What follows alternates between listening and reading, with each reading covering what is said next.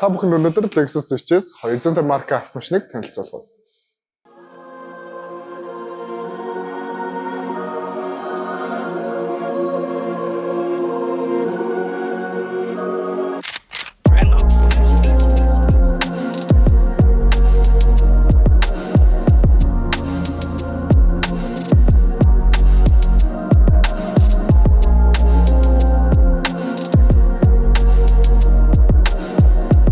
Lexus гэдэг нь ерөнхийдөө машинууд нь өсөг тоогоор нэрлэгддэг те. Тэгэхээр HS 250 гэдэг нь болохоор H нь hybrid engine буюу нэг hybrid хөдөлгөөртэй гэсэн утгаар илэрхийлдэг. S нь болохоор sedan ангиллын машин гэдэг утгаар илэрхийлдэг. 250 гэдэг нь болохоор 2500 литрийн хөдөлгөөртэй гэдэг нь илэрхийлдэг байгаа. За яг энэ нэг 2500 литрийн hybrid хөдөлгөөр нь болохоор нэг өмнөх үеийн нэг 20 Alphard, 40 Camry зэрэг машинууд дээр тавигддаг хөдөлгөөр. Гэхдээ HS дээр нэг онцлог юу вэ гэхээр яг Lexus-ийн хамгийн анхны өөр сонголт авахар зөвхөн hybrid хөдөлгөөртэй машин гаргасан загвар гэдгээр онцгой болж ирдэг. Яг энэ хөдөлгөөрийн хүчний хувьд гэвэл 187 морины хүч гаргана. Яг 2500 донд бол ерөнхийдөө яг л дундаж морины хүч гаргаж байгаа гэсэн үг. Хороопны хувьд гэвэл нөгөө нэг л ECVT гэдэг хороопоо ашигласан.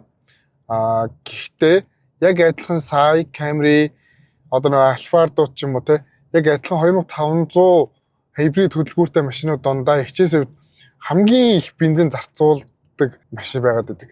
Өвөл бол бүр ярих юм байхгүй. Бараг 20 литр бензин хүртэл бараг зарцуулцдаг заримдаа. Харин явдлын үед гэвэл яг нэг зарцуулж байгаа бензинийг ер нь бол ойролцоо боломжийн гэж хэлж болно. Яг нэг яг Lexus гэдэг утгаараа яг адилхан нэг Corolla, Sai, Premio өдр ч юм уу те. Тэр машинууд хамаагүй зөвлөх явдалтай хамаагүй Lexus гэсэн мэдрэмжээ төрүүлж чаддаг тийм машин байна. Яг Японыхон зах зээлд facelift хийснээс хойш ингээд 17 хүртэл нэг 3-4 жил үйлдвэрлээд худалдаа зах зээлдээ гарчихсан хэрнээ Америкт худалдаалах болчихсон.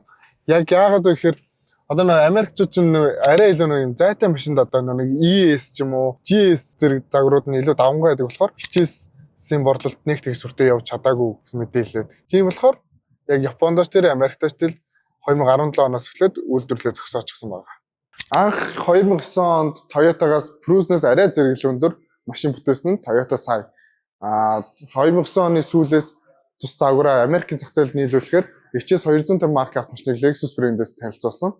Уг нь борлуулалтын үед гэвэл анх 10,000 борлуулалт хүртэл маш өсөлттэй явж байсан бол тоорон систем дээр алдаа гараад яг засвар хийсэлтэй. Гэхдээ борлуулалт нь тэр үеэс нэлээд доош уналтанд ороод ирсэн байгаа. Яг энэний эсрэг арга хэмжээ аваад Lexus брэндээс 2013 онд HS 250 дээр facelift хийсэн. Тэгсэн чинь Америкийн зах зээл дээр ерөнхийдөө бол тус загвар байхгүй болчихсон гэж болно. 2013 оноос facelift хийсэн загвар дээр HS-ууд дээр их гэрэл болон уртлын гэрэлээс их тэр нэлээд Lexus хөнгө төрхийг оруулсан L хэлбэрийн уртлын нүүр гэрэл зэргийг оруулж өгсөн. Гэхдээ HS-ийн үед гэвэл илүү нэг тийм эмэгтэйлэг арай нэг загварлаг төрхтэй, саяхны үед арай нэг тийм иршүүд дүр төрхтэй болчихсон. Яг гадна загварын үед бол яг л адилхан sedan загвартай.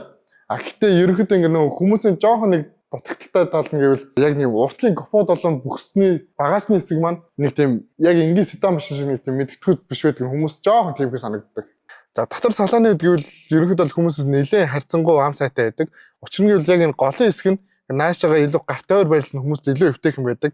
Нэмэлтээр энийг аналог товчнууд буюу дардаг товчнуудтай болохоор ашиглах нь нэлээд хэлбэр. Тэгээд голын дэлгэснээс та пар хөгжим зэрэг хөгжмийнхээ удирдлагаар тохируулж болно. Тэрнээс яг гар доор ингээ барай явахад илүү тутамд хараад ах шаардлага байхгүй. Нэлээд юм эвтэйхэн мэдрэмж төрүүлдэг гэж хэлж болно. Яг Lexus гэдэг утгаараа Toyota Sai-г бол илүү байдгүй опшнууд нэмэлтээр байдаг. Жишээ нь гэвэл уртлын мил цацагч байна, хойдлын хөшиг, суудлынууд автомат халж хөрдөг системнүүд, суудал сануулагч зэрэг системнүүд маань орж ирснээр илүү тийм дохтой илүү Lexus гэдэг мэдрэмжээ өгч чаддаг.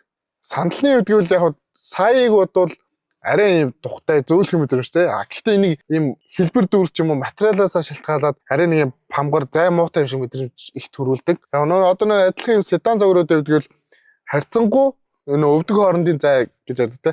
Энэ зай бол хамаагүй том байна. Опшноос шалтгаалаад хайрс болон даавар судалтай халдаг хөрдөг зэрэг опшны ялгаа гардаг. За арын хэсгийн үед гэвэл ерөнхийдөө нэлээд нэг тийм олон машин дээр байгаад түүний өнгө төрхтэй илүү юм памгар халт арахад царайлагч юм шиг царай муутай ч нэг тийм содон өнгө төрхтэй. За facelift загварууд дээр хойдлын гэрлэн дээр нарийнхан туузан Lexus L хэлбэртэй гэрлэнүүд орж ирсэн. Тэр нь бас нэлээд өнгө төрх нэмж гисэн байна. Багажны үед гэвэл 345 литрийн багтаамжтай.